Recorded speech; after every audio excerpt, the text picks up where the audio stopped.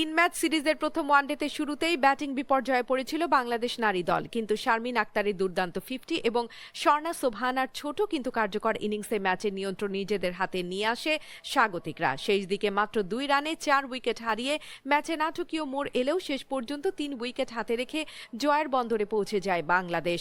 এর আগে টস জিতে ব্যাট করতে নেমে শ্রীলঙ্কা নির্ধারিত 50 ওভারে 9 উইকেট হারিয়ে 205 রান তোলে। লক্ষ্য তাড়া করতে নেমে শুরুটা ছিল দুঃস্বপ্নের মতো। দুই ওপেনার দ্রুতই সাজঘরে ফেরেন। এরপর দলনেতা নিগার সুলতানা যদিও আউট হলে মাত্র 34 রানে 3 উইকেট হারিয়ে চাপে পড়ে বাংলাদেশ। এবার ফুটবলের খবর।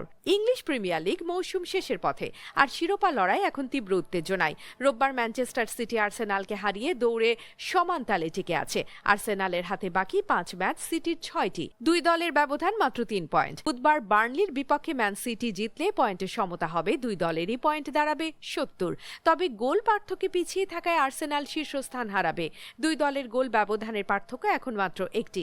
সম্ভাব্য হিসাব, আর্সেনাল যদি বাকি 5 ম্যাচই জেতে পয়েন্ট হবে 85, ম্যান সিটিও যদি সব ম্যাচ জেতে পয়েন্ট হবে 85। এই অবস্থায় প্রিমিয়ার লিগের নিয়ম অনুযায়ী চ্যাম্পিয়ন নির্ধারণে গোল পার্থক্য বিবেচনা করা হবে।